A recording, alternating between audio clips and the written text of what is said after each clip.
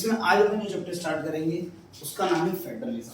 अब ये फेडरलिज्म है ना, अपने आप में हिस्ट्री है, अपने आप में क्या है, हिस्ट्री। देखो क्या है, देखो आप लोगों को मैं एक चीज समझाता हूँ।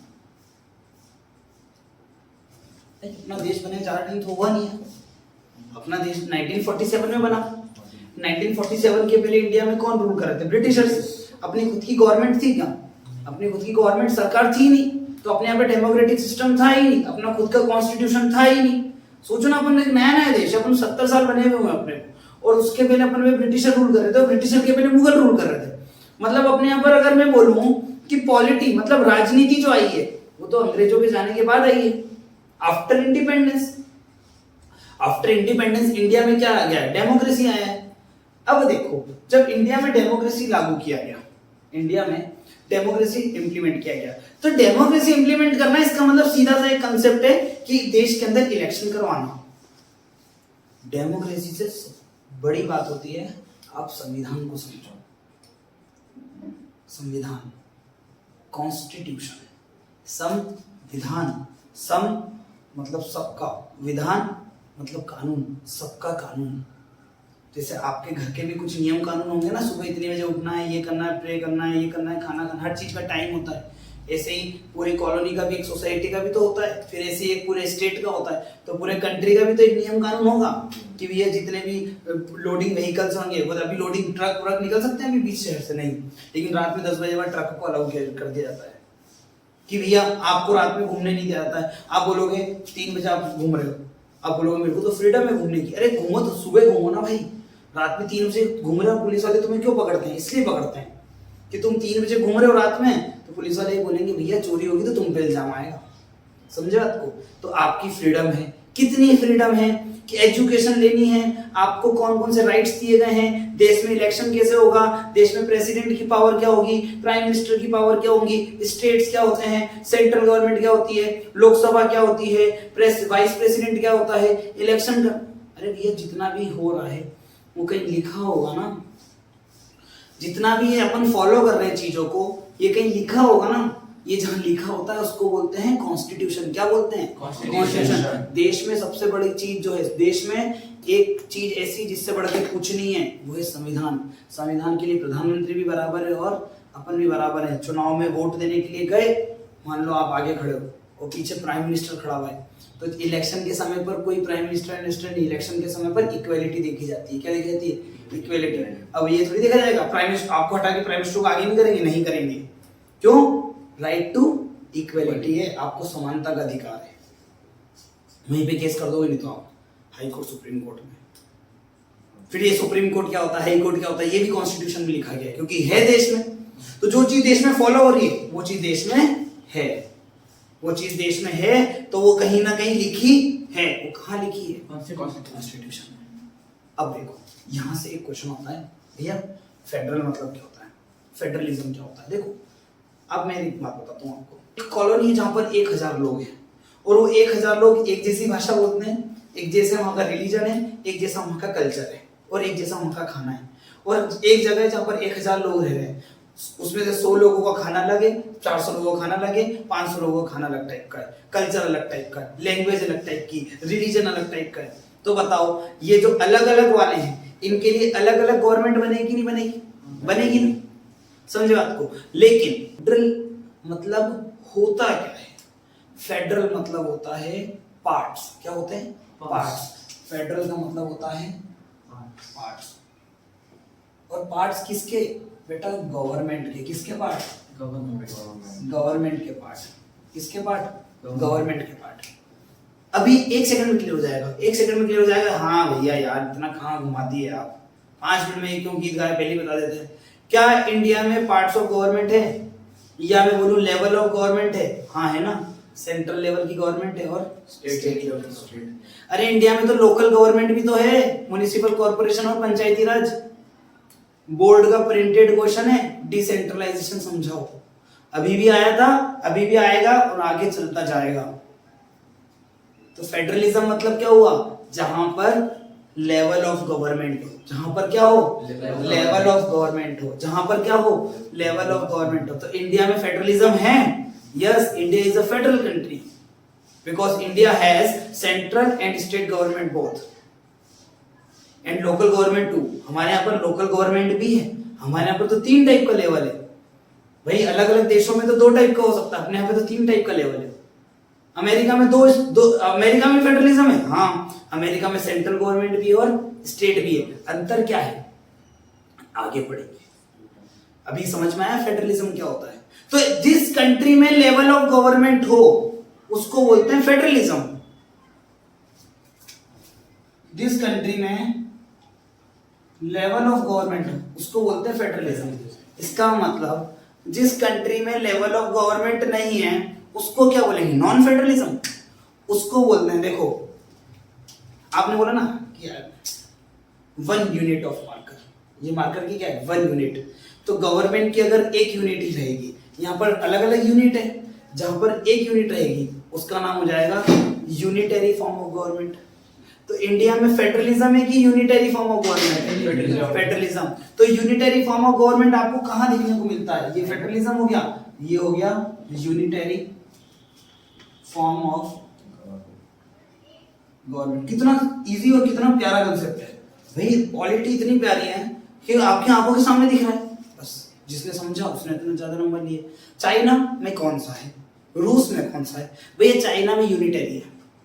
चाइना में स्टेट्स तो हैं लेकिन उन स्टेट्स पे जो गवर्नमेंट बनती है ना वो सेंट्रल गवर्नमेंट बिठा देती है। जैसे अब मान लो बीजेपी की गवर्नमेंट बनी सेंट्रल गवर्नमेंट, तो क्या बीजेपी सेंट्रल गवर्नमेंट जो बनी क्या वो मध्य प्रदेश राजस्थान अपनी ही सरकार बिठाते हैं, अलग अलग नहीं बिठाते ना, वहां पे भी तो चुनाव होते हैं। तो चाइना में सिर्फ एक ही बार चुनाव होता है, वो होता है सेंट्रल गवर्नमेंट का, वहां स्टेट का होता ही नहीं है।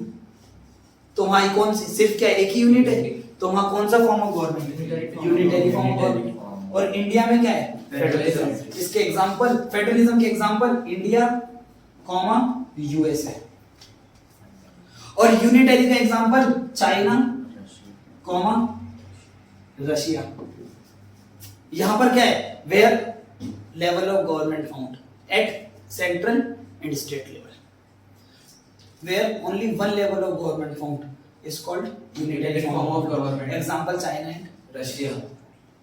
समझ में आ गया। अगला क्वेश्चन उठता है, पहले इतना इतना बस इतना सा लिख लो, सिर्फ ड्राफ्ट बना लो, ठीक है। आया तुम्हें आया। मैटर क्या है कि इंडिया में इलेक्शन होता है। इंडिया में इलेक्शन किस बेस पे होता है, लैंग्वेज के बेस पे, रिलीजन के बेस पे, कल्चर के बेस पे, डेमोग्राफी के बेस पे, या फिर कैटेगरी के बेस पे। कैटेगरी के बेस पे, कैटेगरी के बेस पे जनरल के लिए सीट्स होती है, एसटी और एससी के लिए सीट्स होती है, और ओबीसी के लिए सीट्स होती है। तो अपने यहाँ पर जो रिजर्वेशन होता है वो कैटेगरी के बेस पे होता है। और कैटेगरी कौन सी, इकोनॉमिकल कैटेगरी। अपने यहाँ पर रिजर्वेशन किसके बेस पे है, रिलीजन के बेस पे। रिलीजन के बेस पे कोई रिजर्वेशन है ही नहीं कि मुस्लिमों के लिए रिजर्वेशन नहीं। रिलीजन के बेस पे रिजर्वेशन हो जाए तो लोग लड़ पड़े। तो रिजर्वेशन किस बेस पे है, कैटेगरी। जो इकोनॉमिकली बैकवर्ड है ना उनको रिजर्वेशन दिया है। तो रिजर्वेशन क्या होता है ये अभी आएंगे ना जब इकोनॉमिक्स पढ़ेंगे तब बताऊंगा। तब अच्छा कौन कौन जनरल कैटेगरी है आप, और सब ओबीसी, बाकी ओबीसी ओबीसी एससी एससी नहीं मालूम, जेएन होना जनरल कैटेगरी। क्या होता है कि मैं ओबीसी, जो जनरल वाले होते हैं अक्सर वही बोलते हैं भैया रिजर्वेशन की वजह से हमारा पेपर नहीं निकला, या रिजर्वेशन की वजह से हम सिलेक्ट नहीं हो पाए। रिजर्वेशन दिए हुए कितने साल हुए, सिर्फ 70 साल हुए ना।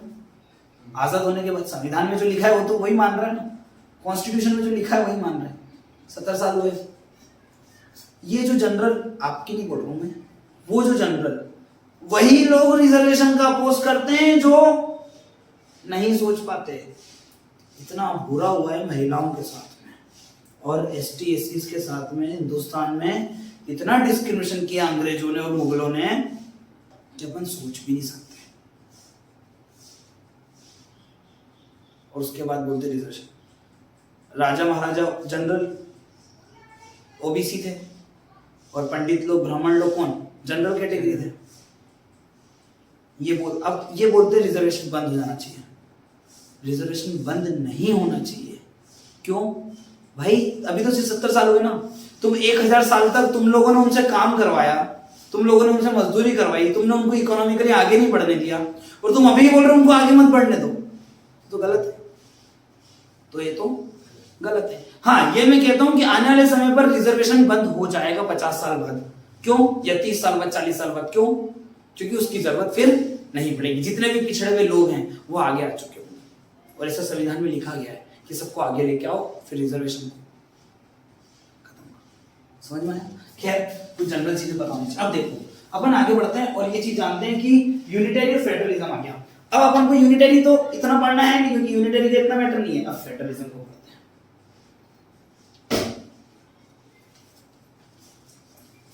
डस्टर थोड़ा अजीब नहीं है? हाँ सृष्टि, ये जानो, देश के बारे में जानो, साइंस के बारे में जानो, मैथ्स के बारे में जानो। जानने की उत्सुकता जब तक रहेगी तब तक तुम्हारे जिंदा रहने की उत्सुकता रहेगी, तुम्हारे अपनी हस्ती जिंदा रहेगी। और जो इंसान जिंदा है ना, वो दिखना चाहिए कि वो जिंदा है।